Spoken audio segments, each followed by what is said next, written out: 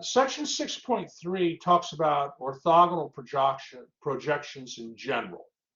Okay, so what we want to understand in general is that we're taking, like they show in figure 1, you're taking a vector y. The vector y is not in subspace W, it's outside subspace W. And you want to take the vector y and write it as the sum of a projection vector of y onto the subspace W. We call that vector y hat, plus then another vector that is orthogonal to the subspace W. Okay, and in general, you're taking the vector y and writing it as the sum of two vectors, z1 and z2. Z1, since it has to be the projection vector, that's a linear combination of some of the vectors. In, you have a basis for the entire space, right? You have a basis for the entire space, and you're writing the vector y lives in the entire space, and you're writing it as the sum of a projection vector in a subspace of the entire space, plus another vector z2 that's in the complementary subspace, so to speak. And what you want to do here is, how do we do this? How do we decompose a vector y into two basically orthogonal component vectors, z1 and z2? How do you do that? Well, you use what's called the orthogonal decomposition theorem. Okay, this is theorem 8. Now notice the projection vector y hat in theorem 8. Okay, this very much resembles theorem 5. Okay, only it's y hat. That is it's a projection vector, and that is the linear combination of the basis vectors that compose the subspace W. It's absolutely beautiful, really.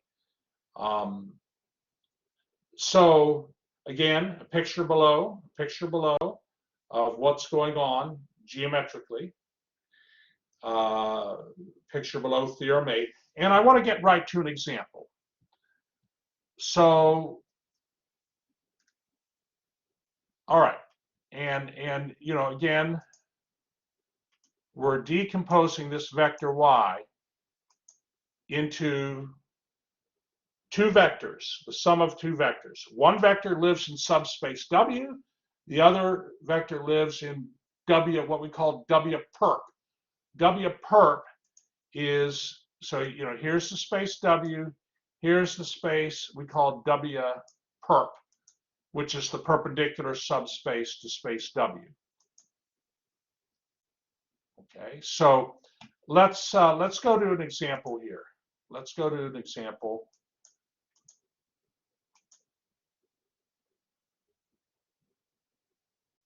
Yeah, here we are. Okay, let me just give me one moment, class. I want to make sure this is the right example. Hold on. No, hold on. That may not be the right one. Give me one moment.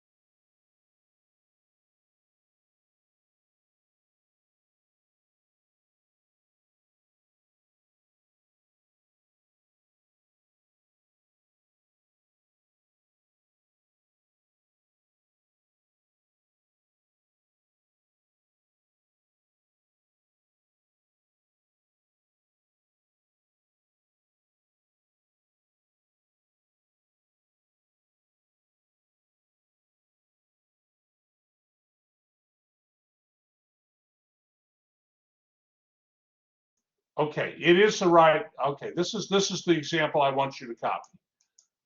Okay, so notice here we're dealing in in this example for section 6.3. What dimension are these vectors living in? What dimension? What dimensional space? How many? Is it 2-dimensional, 3-dimensional, 4-dimensional, 5-dimensional? Where do these vectors these 5 vectors live?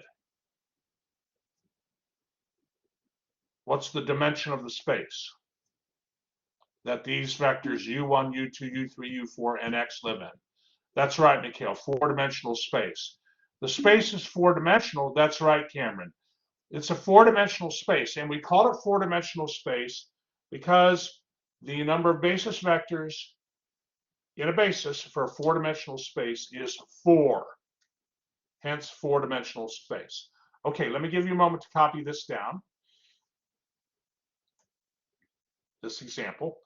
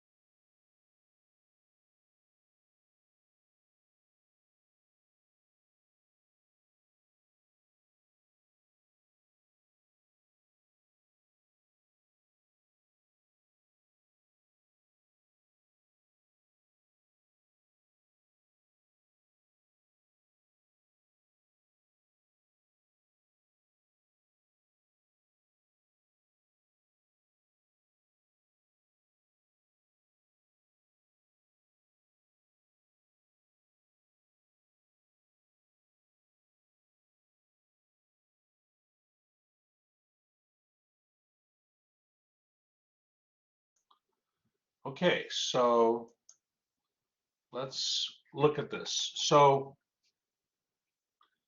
in this example, hold on here. In this example, we have these 4 vectors,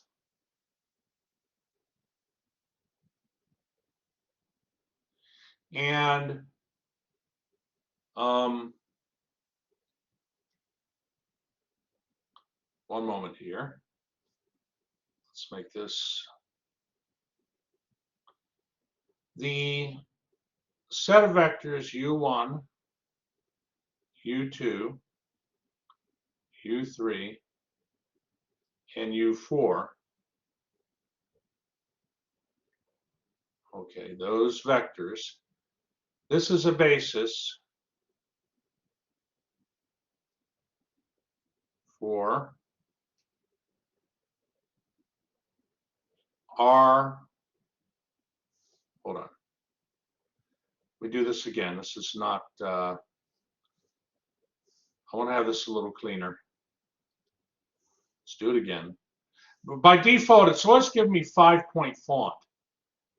You know, I don't know why it doesn't do 3-point. That's good enough.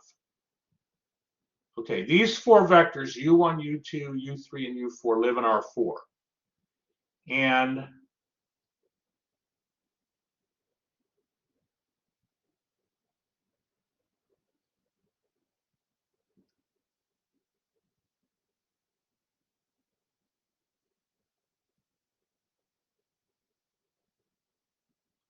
this is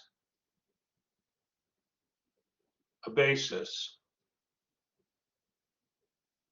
for what space? Basis for R what?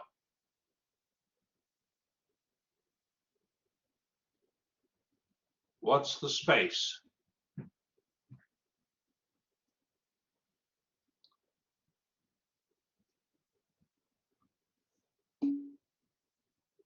That's right.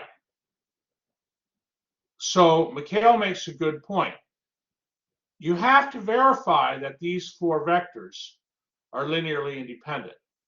So you could create a matrix with those four vectors as column vectors, and then do what to the matrix? If you were to have a matrix, A that consisted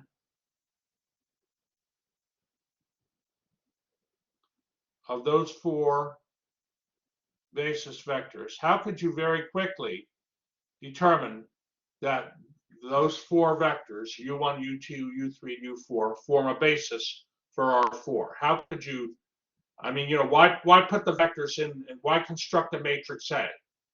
You know, why construct this square matrix A, 4 by 4? I mean, why do that? How is that matrix A going to help us determine if U1, U2, U3, and U4, those four vectors, are linearly independent? Can you tell me?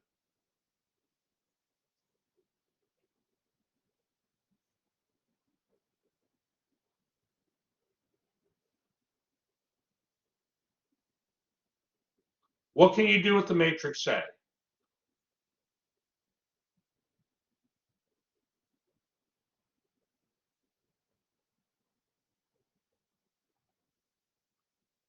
Well, you could take its determinant, right?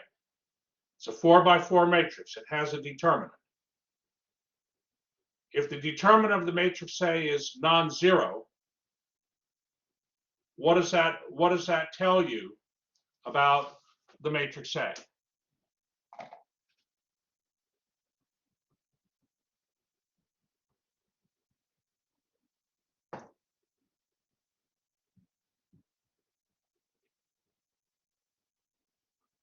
I'm going to have to give you the answer if you don't shout it out in a moment here. Remember the invertible matrix theorem. The invertible matrix theorem that you learned back in earlier in the semester. Okay, the invertible matrix theorem, that was, let's see, hold on.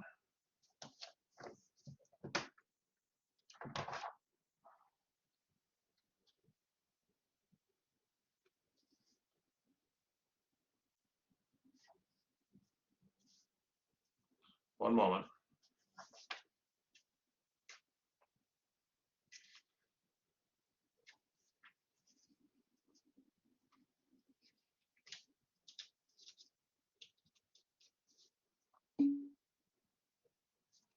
That was a ways back. That was back in, hold on, there was a comment. Yeah, back in section 2.3. And if the matrix A is invertible, then its columns are linearly independent. So one quick way to determine if a matrix is invertible is take its determinant. And if the determinant is non-zero of a matrix, a square matrix, then its columns have to be, if the determinant of a square matrix is non-zero, then the matrix A has to be invertible, right?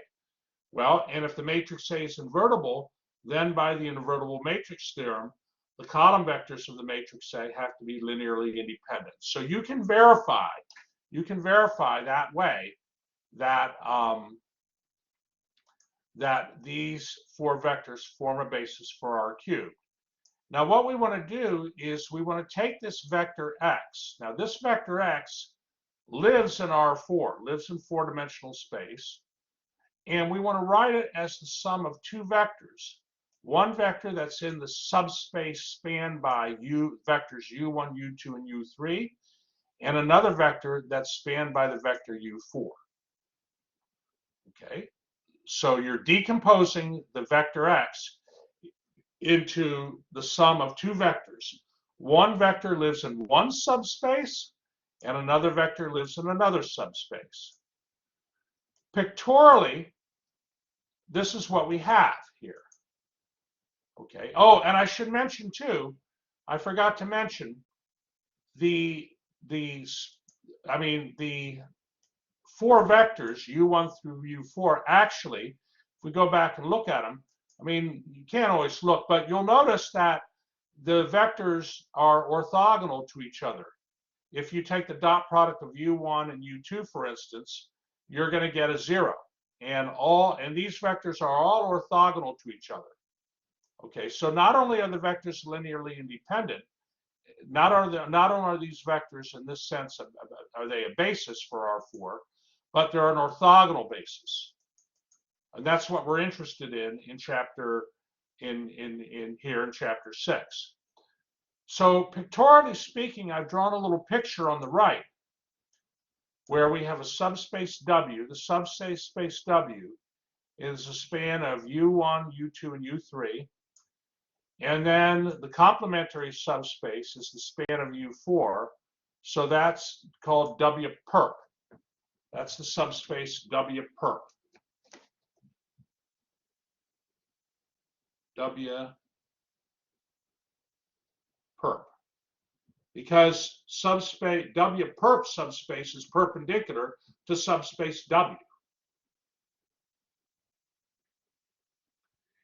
But we note that the union of W with its complementary subspace W perp, or W perpendicular, equals R4. Okay, please let me know if you have any questions so far.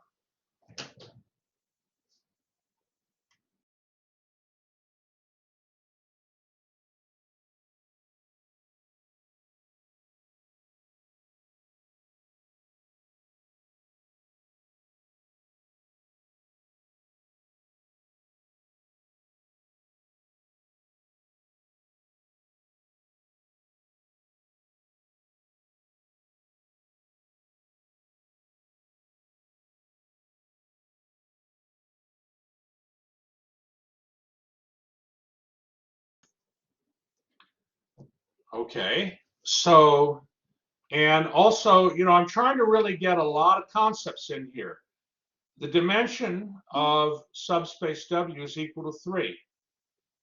And the dimension of subspace W perp equals 1. Cameron's liking this, excellent. So look, we're going to take the vector x and we're going to write it as the sum of two projection vectors. The first projection vector is the projection of the vector x onto space W. The second projection vector is the projection of the vector x onto space W perp. It really helps when you do your work to write this stuff out. Okay. Okay. I would very much, I would like to see it on your next exam, writing these ideas out. And okay, well, let's deal with the projection.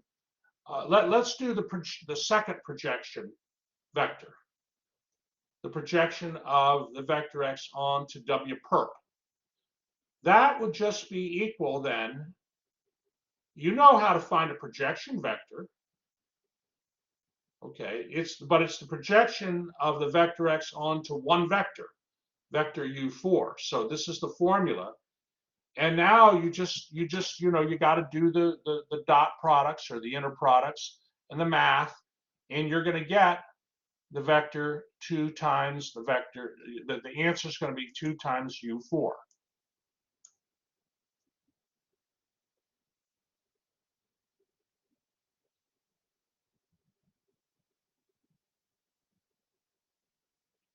Please let me know if you have any questions.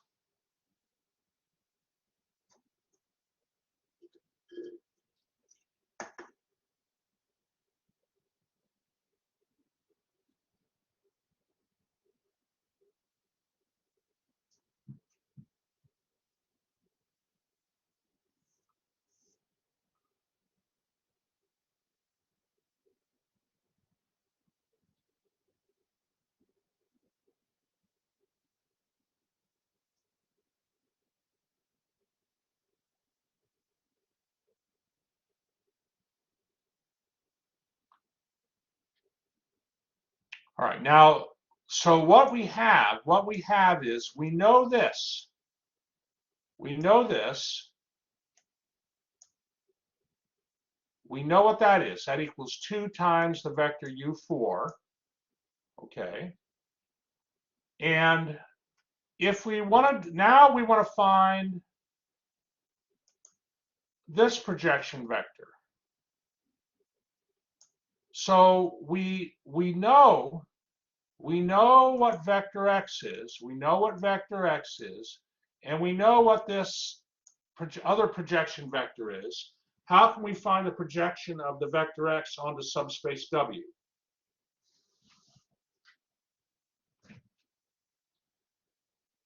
How would we find the projection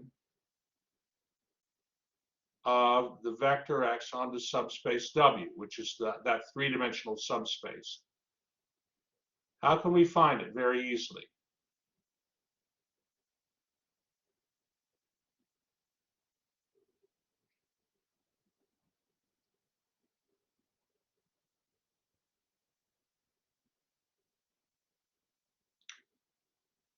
So let me do an example here. Let's just do a little kiddie example. If the vector A equals the vector B plus the vector C,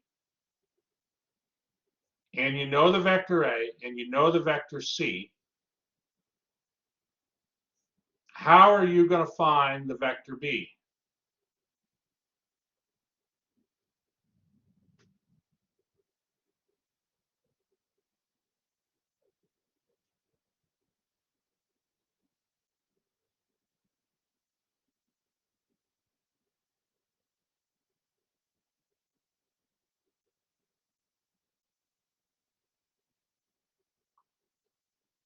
How can I find the vector B?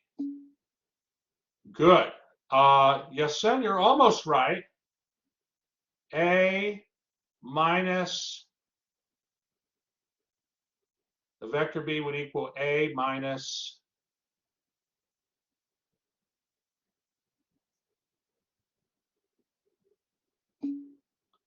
C. That's right. Yeah. Same thing here. We have the same scenario up here.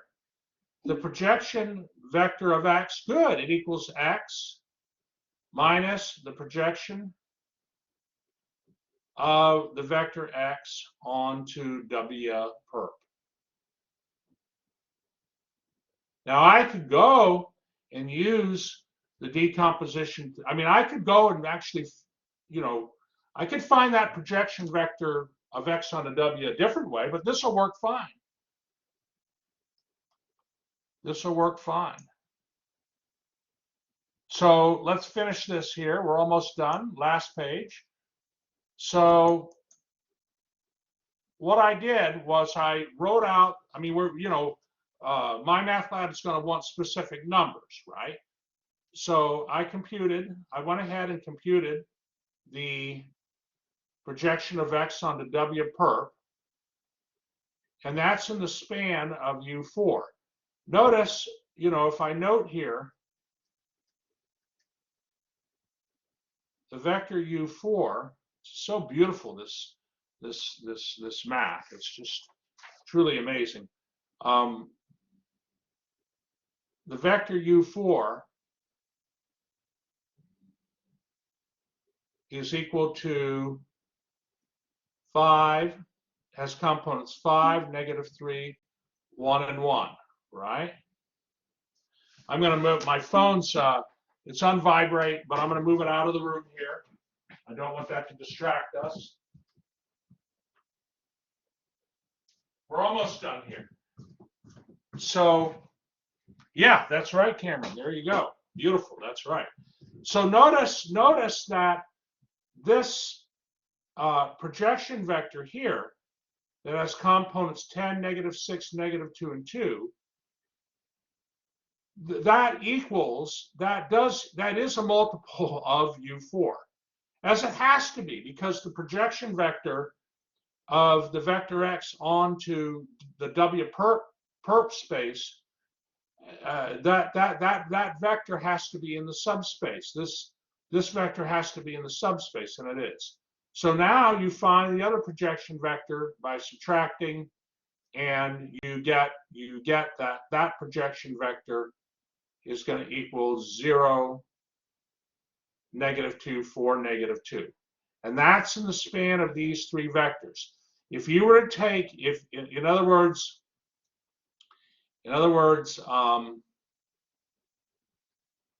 what this means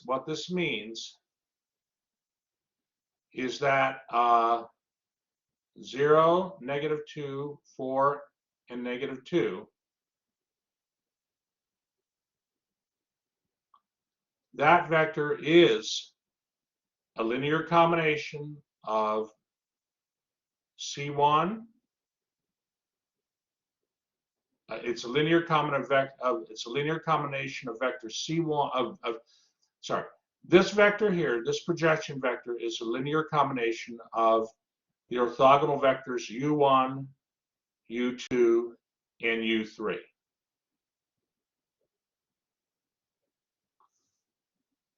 Okay, if you were to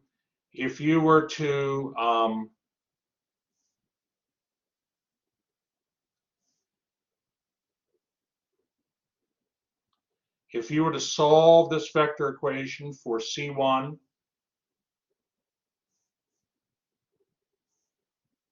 C2, and C3, you would have a consistent system that is solvable. Okay, so a lot of concepts now with chapter 6, you're taking the concepts you learned in the earlier chapters, and now you're applying them to a more geometrical type setting. But the geometrical setting will reinforce everything you've learned.